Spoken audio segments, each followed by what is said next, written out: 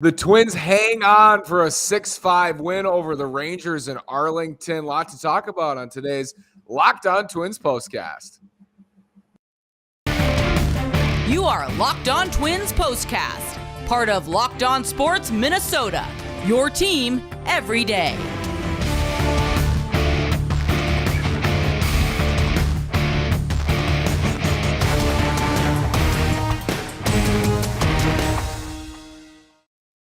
And welcome to another edition of our Locked On Twins Postcast. It's another happy Sunday for the Twins. It's July 10th.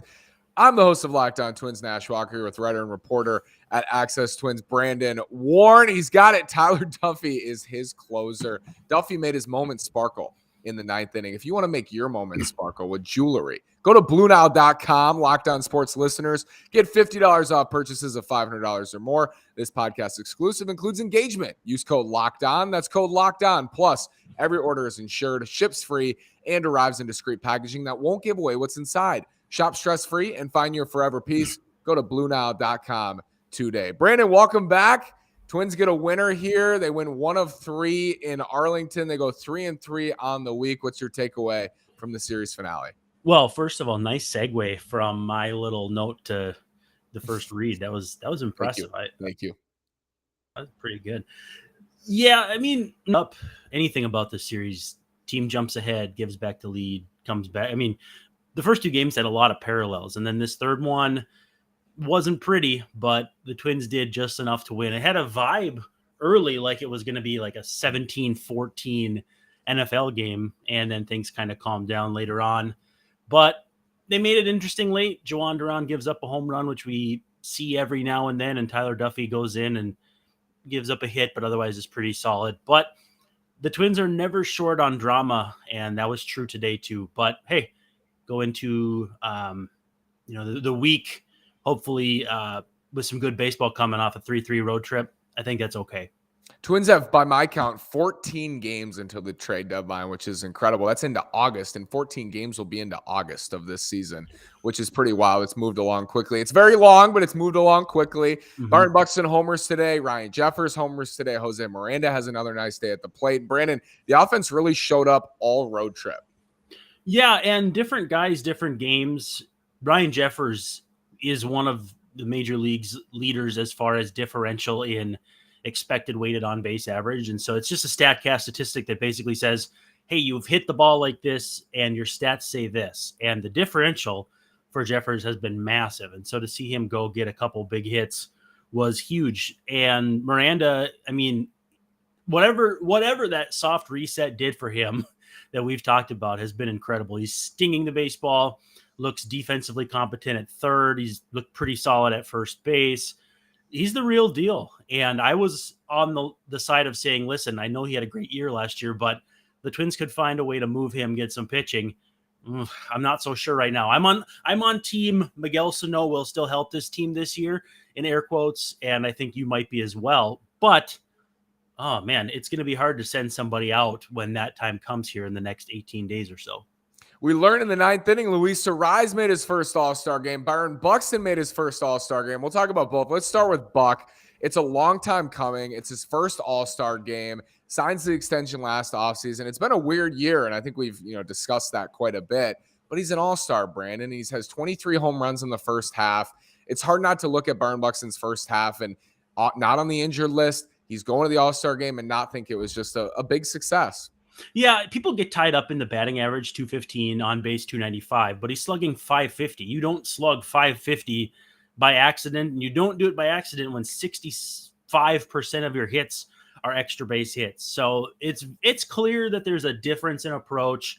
I'm not sure how sustainable it is over the longer term or how much it's tied in the fact that he's not as nimble on the bases as you'd hope, whatever. I mean, he's still Byron Buxton at 65-70% is still better than 90% or 95% of the rest of the big league position players. So what we've seen is just a fantastic, unique first half out of Buxton. And if he can get his knee right, I think we're in for a real treat down the stretch between him and Arraez and even Correa, who I think might end up making the All-Star game as a fill-in once guys kind of decline their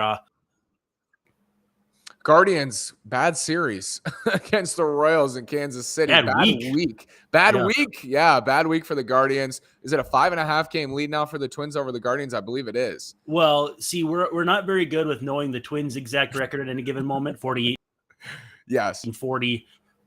Cleveland 41 in division, over 500, and it's a 4.5 game lead. And right now, the Baltimore Orioles would actually be ahead of both. They'd be in virtual tie with the Guardians and ahead of the White Sox. What a country, man. What a world. That team is unreal.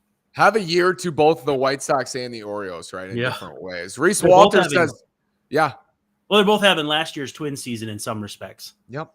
Reese Walter says, Duran looks like he's dealing with some fatigue. Any concern? I will say, Brandon, that ball probably should have been caught in left field. And if it's not caught, it's probably a double off the wall. But Duran gives up a run yesterday, some hard contact today. What do you think about Reese's comment here? It's possible. I think he probably won't pitch in the first game of the upcoming series, and who knows how far they'll back him off.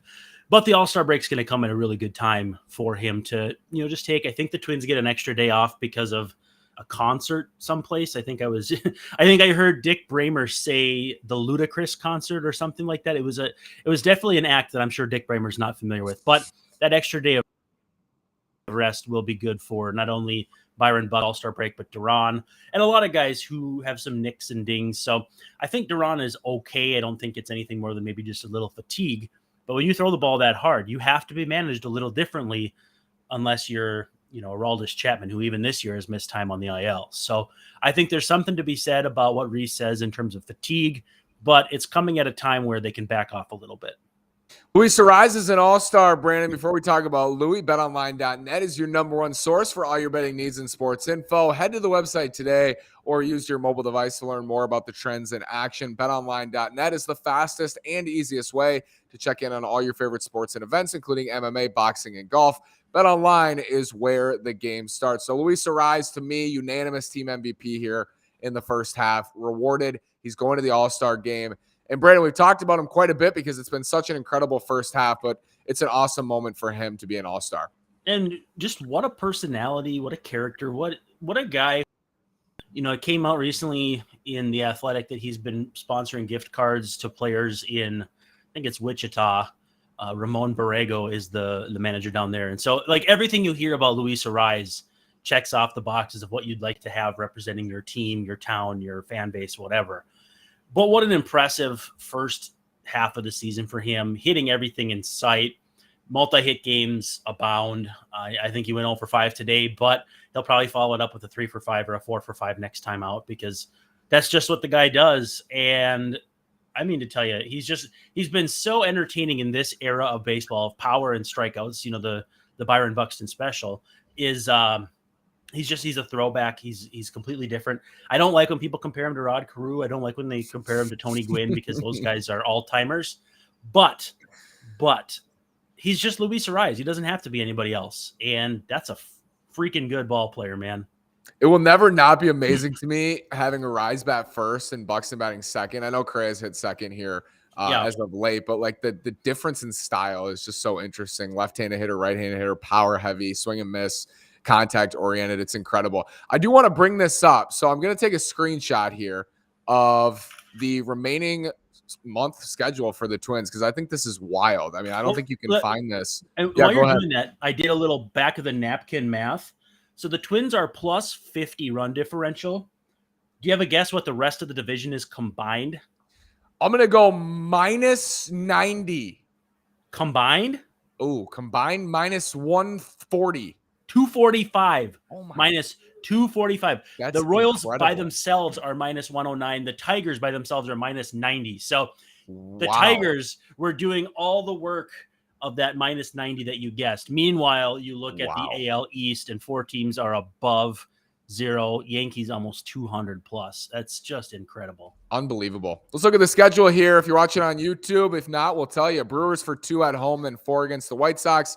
And then the All-Star break at Tigers for 2, day off. At Brewers for 2, day off. At Padres for 3. So a lot of days off here on the schedule for the Twins. It should be interesting. Brandon, the White Sox, yes, they've won 2 in a row, but they split at home with the Tigers. The Sox have been not good at home this year, and they're just still kind of treading water below 500. And that'll be a big 4-game set, though, next weekend. Good news, Twins will not see Corbin Burnes or Brandon Woodruff this week against the Brewers at home. Yeah, they'll see, what is it, Aaron Ashby and Alexander, I think, or yep. I'm not sure. I mean, you're still going to have to show up, in the way that we've seen the Twins this season. They've crushed guys like Corbin Burnes and Brandon Woodruff, and then they come out and struggle against guys that you or I may have heard of, but definitely don't know their 4-pitch mix or anything. So, yeah, White Sox, 6 games under 500 at home. It's not home sweet home on the south side. So we'll see if that holds true when they come to Target Field here. But I'm always curious how the Twins handle the Brewers. It's just such a fun contrast that teams are that close, but they don't play all that often. And it's still kind of a rivalry, but kind of not. And it's only 2 games, so it's a real quick in and out series. And like you said, all that white on the schedule is going to come into favor for the Twins. Huge, because I think they have 88 games played, and I want to say that's the most across all MLB. So they've richly earned those days off. And I tell you what, it's going to be huge for the stretch run. Twins are 48-40. It's a happy flight back home. They get a day off tomorrow, and then 6 games on a little homestand before the All-Star break. Brandon, thank you so much, sir. We will talk again this week. The Twins salvage a game in Texas, and they're still in first place. They've been in first place since, I think, late April, since the Buxton walk-off. So they've held on for a long time, and at this point, if they don't hold on, it'll be disappointing. So officially into that territory. Brandon, thank you, sir. We'll talk soon.